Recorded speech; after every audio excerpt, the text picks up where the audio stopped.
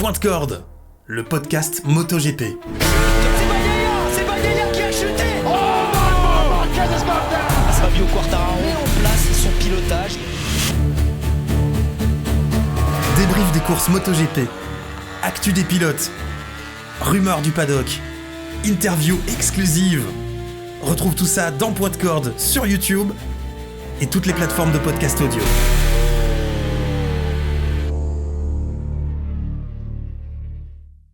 Ça y est, c'est un vrai bonheur de vous retrouver. Nouvel épisode de Point de corde et plus que quelques jours maintenant, on les décompte, puisque le championnat du monde MotoGP va bientôt reprendre. Je vous retrouve pour parler des tests. On va embarquer pour le sommaire sans perdre de temps. Je vous rappelle que vous pouvez vous abonner au podcast sur YouTube. Vous êtes de plus en plus nombreux. C'est génial. Abonnez-vous et le pouce bleu. Et puis sur les podcasts audio, Apple Podcasts, Spotify, Deezer et tous les autres, merci de continuer à me rejoindre. On passe au sommaire.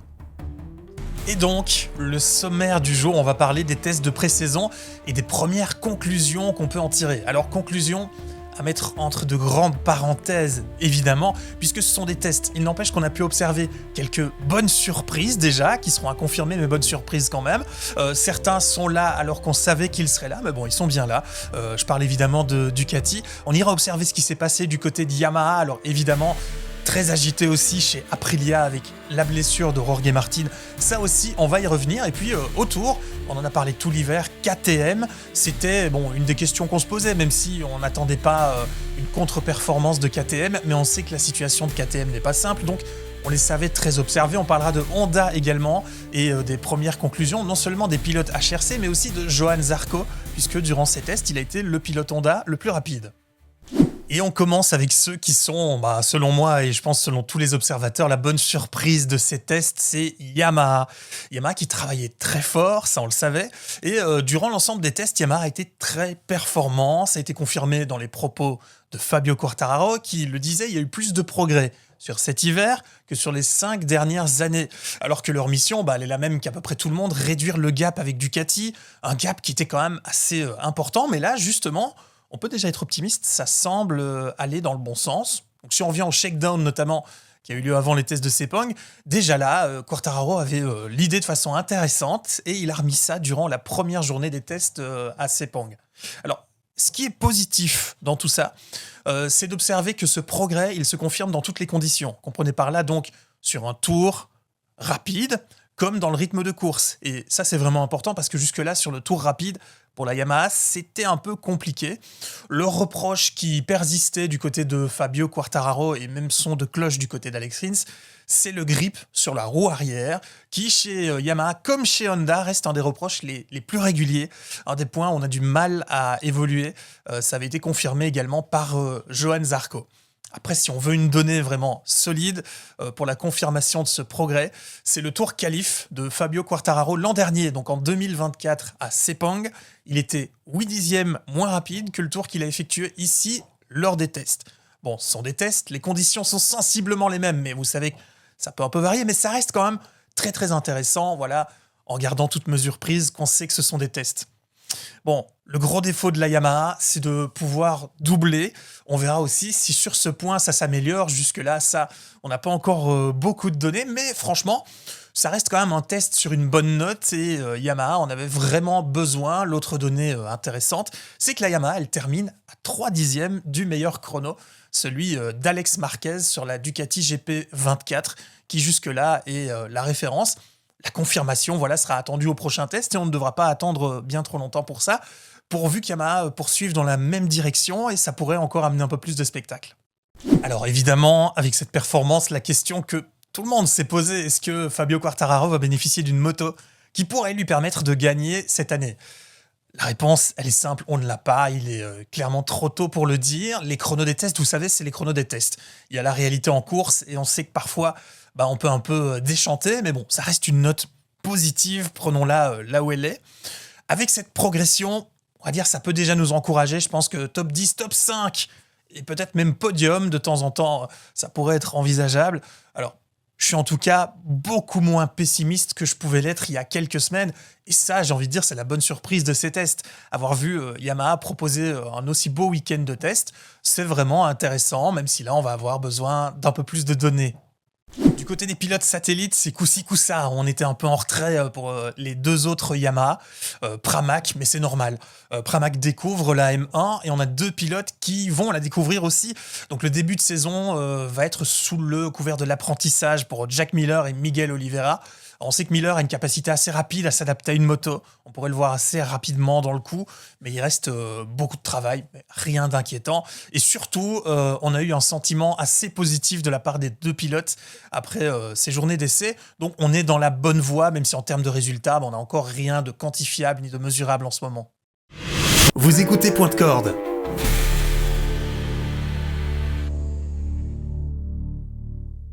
Alors le gros dossier de ces tests, je n'aime pas le dire comme ça, mais c'est la blessure de Jorge Martin. Grosse tuile, grosse galère pour entamer ces tests pour Aprilia. Voir le pilote champion du monde sur la moto italienne, voilà, ça devait être un jour de fête.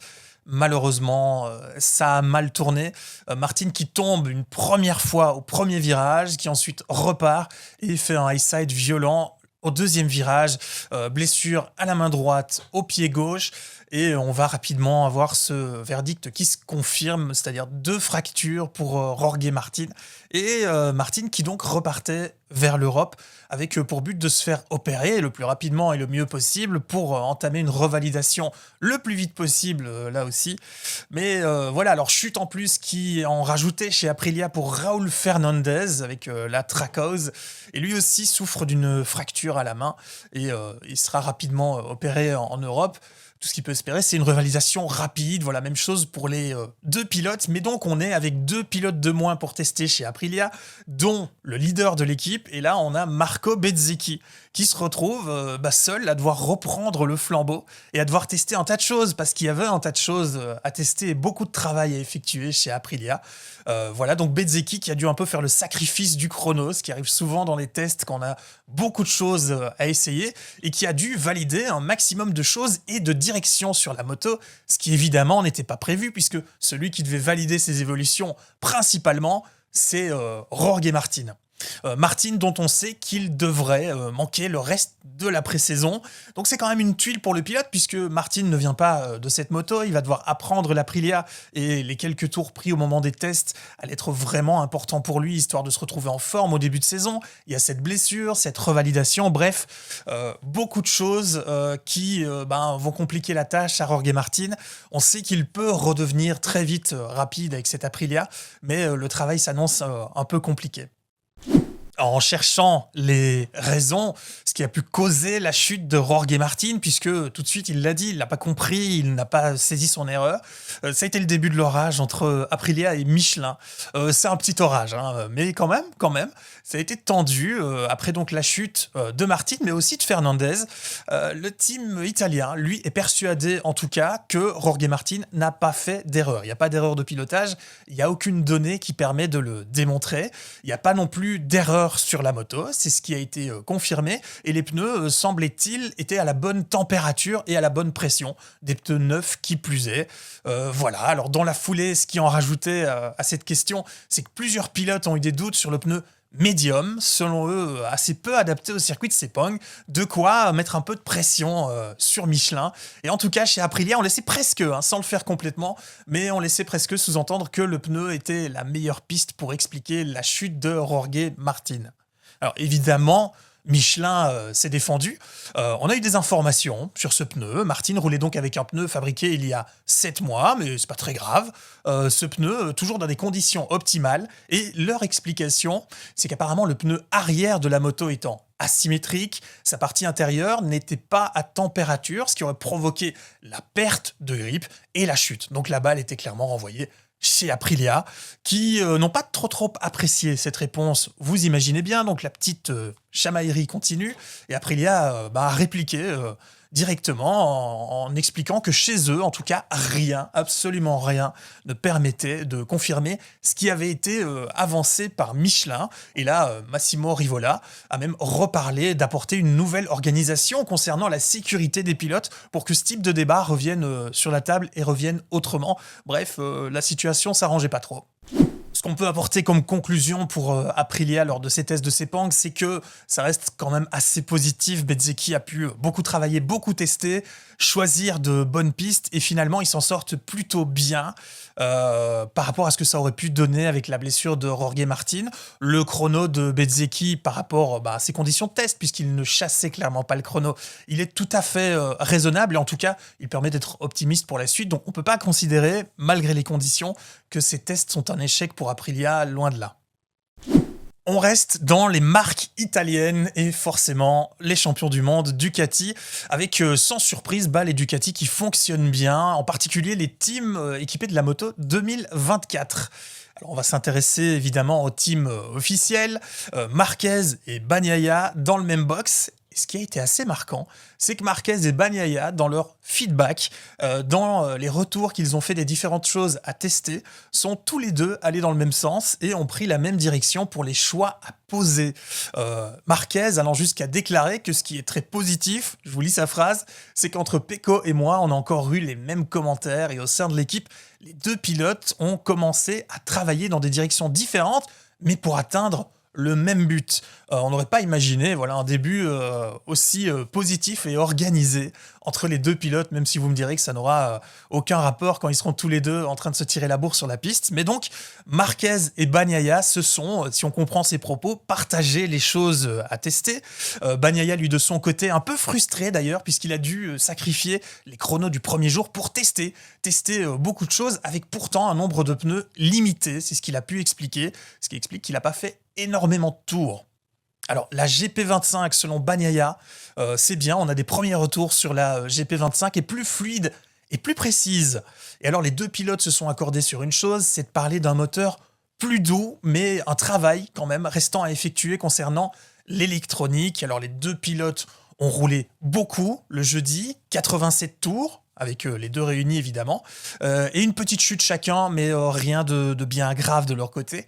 Alors, tous les deux étaient attentifs aux choix à faire concernant le moteur. Et c'est vraiment là que s'est portée toute l'attention chez Ducati, puisque Davide Tardozzi l'a même finalement confirmé. On va se diriger plutôt vers une évolution du moteur 2024, plutôt qu'un nouveau bloc moteur, ce qui n'est pas une grande surprise quand on sait les performances de la version 2024. Passer à un nouveau moteur aurait peut-être été un gros risque à courir.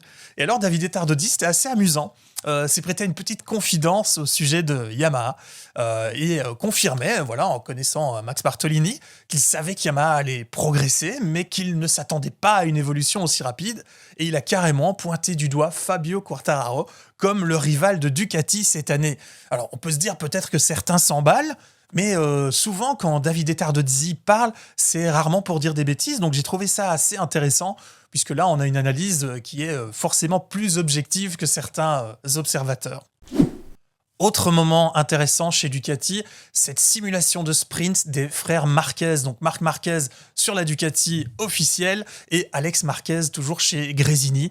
Au dernier jour des tests, si vous voulez, on a pu observer des simulations qualif et sprint. Marc Marquez a fait une simulation extrêmement impressionnante avec 7 de ses tours sous la minute 57, ce qui à Sepang est vraiment très positif en rythme de course sprint. Et avec ses chronos, par exemple, il aurait gagné la saison dernière lors du sprint à Sepang. C'est quand même intéressant de pouvoir observer cette donnée.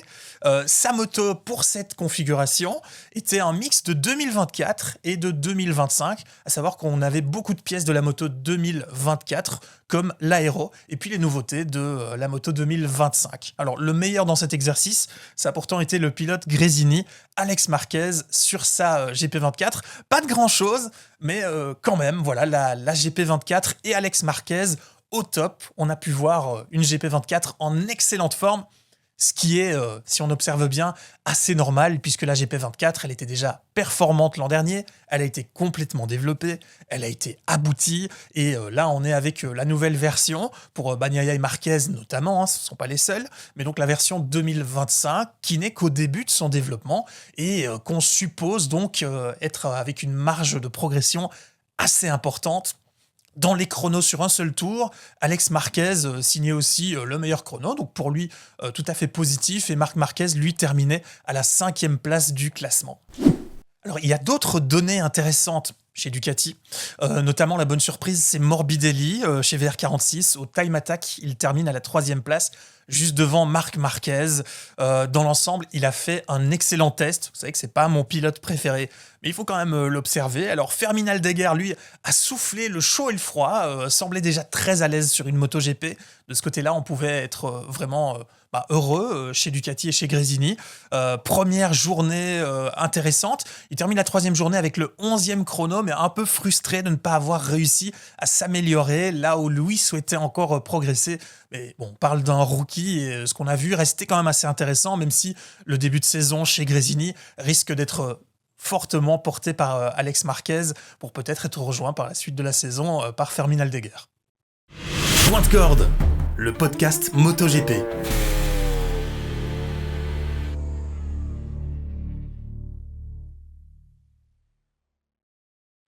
Eux aussi feront un début de saison, puisque là finalement on n'est qu'à la pré-saison, mais donc début de saison très observé pour KTM avec Pedro Acosta, très attendu sur la KTM officielle, et Acosta qui au test de Sepang s'est trouvé face à des défis techniques, beaucoup de choses à tester et une chute, donc tout n'a pas toujours été rose. Mais finalement, au bout des 3 jours de test, Acosta affichait le 6e chrono et il était globalement satisfait avec juste un peu de réserve. Une déclaration, je vous la lis, après 3 jours à Sepang, je ne nous vois qu'à 60% de notre potentiel. Alors c'est une déclaration à la fois positive, optimiste, mais en même temps réaliste par rapport à ce test qui aurait pu être quand même un peu meilleur. Alors, simulation de sprint comme tous les autres lors du 3e jour, assez encourageante, mais il confirmait avoir eu des soucis au niveau de la gestion du pneu arrière. Soucis qui n'arrivent pas à régler KTM pour l'instant, et Acosta explique que le travail est effectué sur la maniabilité et sur le calme de cette moto, qui apparemment aurait encore de fortes tendances à la vibration, ce qui la rendrait un peu plus compliquée à prendre en main. Le travail est donc effectué de ce côté-là. En termes chrono, on a Brad Binder, évidemment, qui lui terminait à 14e, à 1 seconde d'Acosta. Et alors, les 2 autres pilotes sur la KTM Tech 3, Vignales et Bastianini, 16e et 19e. Mais on parle de 2 pilotes qui doivent s'adapter à une machine qu'ils ne connaissent pas encore. Donc, on n'était clairement pas en attente d'une grosse performance de leur part dès ce test de Sepang. Mais la tendance semble se confirmer. En tout cas, Acosta sera le meneur des KTM pour cette saison 2025. Et si on veut tirer une conclusion chez KTM, c'est qu'il reste quand même pas mal de boulot et que le test de Thaïlande, il va être très très important pour que les pilotes et KTM puissent savoir déjà où ils en sont et prendre la bonne direction. Voilà, des bons choix, ça va être très très important à faire maintenant. Et puis les nouveaux pilotes qui, eux, vont devoir être très rapides en termes d'adaptation. C'est ce qu'on va observer avant la reprise de la nouvelle saison. Alors, où se trouve Honda dans tout ça ? Les Japonais, forcément, attirent tous les regards. On sort d'une saison clairement catastrophique. C'était d'ailleurs pas la première, mais c'est un peu de pire en pire. Et avec d'un côté Yamaha qui semble avoir fait un gros pas en avant, le HRC, sans la pression se resserrer, ça devient la dernière force du plateau. Très mauvais quand même pour une marque comme Honda. Et finalement, alors globalement, la satisfaction est au rendez-vous. Joan Mir le confirme, la moto est meilleure, le package aussi. Donc on n'est pas sur un step comme celui qu'on semble avoir observé chez Yamaha, mais quand même on est plutôt positif chez Honda. Selon Joan Mir, la moto permet surtout de pousser plus facilement sans le prendre au piège, et la prise en virage est meilleure. Bon, avec le nombre de chutes qu'a fait Joan Mir l'an dernier, on se doute que de ce côté-là, il y avait une grosse attente. Évidemment, il reste du travail, pareil que chez KTM, la moto qui vibre beaucoup. Et de ce côté-là, apparemment, il y a quand même déjà une évolution qui est bien là. À l'issue du 3e jour, ça se confirme du côté des chronos. Joan Mir, 8e chrono, ce qui confirme cette tendance. Mais le meilleur pilote Honda, une fois de plus, comme la fin de saison dernière, ça va faire plaisir aux amis français, c'est Johann Zarco. C'est bien le pilote LCR qui a fait le meilleur time attack. Alors depuis tout à l'heure, je vous parle évidemment des chronos. Tout ça est à relativiser, j'ai bien conscience qu'on est dans des tests et que tous les pilotes n'ont pas forcément essayé de tenter leur meilleur chrono, mais quand même ça reste une donnée intéressante. Il est donc 7e, Johann Zarco, juste devant Joan Mir, et pour lui, L'objectif était de tester un maximum de choses pour poser les bases avant le prochain test qui va s'avérer très important pour Honda. Alors le test, il a été supérieur aux attentes, donc ça c'est déjà très bien connaissant le retard de Honda pour l'instant. Et on a confirmation quand même de Johann Zarco qui, après ces tests, se verrait déjà bien jouer le top 10 en course pour cette saison en partant de cette base. Entendre Johann Zarco aussi motivé, c'est important. Vous savez comme moi que c'est un pilote qui fonctionne beaucoup à la motivation, donc le mettre sur ces pistes-là, c'est important chez Honda. Rappelons que le top 10, ça lui arrivait seulement 2 fois la saison dernière et que Johann Zarco a aussi confirmé qu'il a testé énormément de choses qui semblaient globalement fonctionner, donc il était satisfait. En ce moment, en termes de performance pure, on ne voit pas encore une grosse différence, mais Johann Zarco confirmait donc qu'il avait un meilleur contrôle de la moto, ce qui devrait à l'avenir lui permettre de l'exploiter un petit peu plus. Le moteur progresse aussi. Bon, il progresse, mais il reste assez loin des meilleurs, donc il reste quelque chose à faire. Et même chose que chez Yamaha, l'éternelle question pour la Honda, c'est le grip du pneu arrière qui revient depuis très longtemps. Déjà, Marc Marquez le disait en son temps. Voilà, point positif, parce qu'il y en a aussi, sur le freinage notamment, où les sensations sont apparemment meilleures, et ça a été confirmé par tous les pilotes Honda. Voilà, beaucoup de blabla aujourd'hui, mais vous l'avez remarqué, il y avait beaucoup d'informations de ces tests qui les rend particulièrement intéressants. J'ai hâte de voir les prochains. Au moment où j'enregistre cet épisode-ci, on est le 11 février. Donc, vous voyez, on est à quelques jours. Si on veut retenir quelques grandes choses, les 5 choses à retenir de ce test, c'est que Ducati garde clairement de sa superbe. Ce sera les favoris. Il n'y a rien d'étonnant là-dedans. La collaboration Bagnaia-Marquez, pour l'instant, fonctionne bien. On est hors compétition pure. Mais bon, ça aurait déjà pu mal se passer. Et là, c'est l'inverse. Ça se passe très bien. De son côté, Aprilia limite la casse en l'absence de Jorge Martin, même si bon, voilà, pour eux, c'est une mauvaise nouvelle ce qui arrive à Jorge Martin. Pour lui aussi, et vraiment, on va croiser les doigts pour le voir revenir vite et en meilleure forme. Mais on va dire la casse est clairement limitée avec beaucoup de choses testées par Bezzecchi. Zarco Emir du côté d'Honda qui confirme un progrès mais reste prudent parce que la compétitivité reste encore à améliorer. Pedro Acosta qui est bien là malgré les doutes chez KTM, ça aussi c'est intéressant. Et puis bien sûr donc ce bond en avant chez Yamaha, en particulier avec Fabio Quartararo très en forme. On a toujours quand même un autre pilote un peu en retrait derrière pour Alex Rins, mais c'est de bon augure pour les observateurs du MotoGP comme vous, comme moi, parce que nous ce qu'on veut c'est voir un maximum de motos qui peuvent gagner, et si la Yamaha vient se mêler à la bagarre, ce sera forcément intéressant. C'est des tests qui sont assez rassurants d'ailleurs dans ce sens-là. Ducati, on pouvait se dire, voilà, il va y avoir Marquez et Bagnaia cette saison, il n'y aura plus Pramac, peu de rivalité, et finalement, on se dit, il y a d'autres concurrents qui sont en train de se dessiner, et si Ducati ne gère pas bien sa saison, ça pourrait vite venir les embêter, et puis il y a les autres Ducati qui sont bien là, les GP24, la KTM et l'Aprilia qui pourraient faire de bonnes surprises, c'est assez intéressant. Nous voilà au bout de ce nouvel épisode de Point de Corde. Je vous retrouve très bientôt. En attendant, je vous invite à vous abonner si ce n'est pas encore fait. Il y a le pouce bleu, ça c'est pour YouTube. Ceux qui sont sur les plateformes de podcast audio, Spotify, Apple Podcast et tous les autres, vous aussi, vous pouvez vous abonner. Comme ça, vous recevez la notif quand il y a un nouvel épisode. Et là, vous pouvez également aller laisser une évaluation, ces fameuses étoiles qui me permettent d'être découvert par de nouveaux auditeurs comme vous qui vont rejoindre la communauté Point de Corde. D'ailleurs, si vous êtes resté jusqu'au bout, dans les commentaires, dites-moi, est-ce que vous pensez effectivement que Yamaha, avec ce gap, peut revenir extrêmement compétitive? Alors j'entends par là, est-ce que Yamaha pourrait fournir à Fabio Quartararo une moto qui lui permettrait de jouer à nouveau le titre de champion du monde? Je vous laisse répondre à cette question et on se retrouve très vite pour un prochain épisode. Ciao.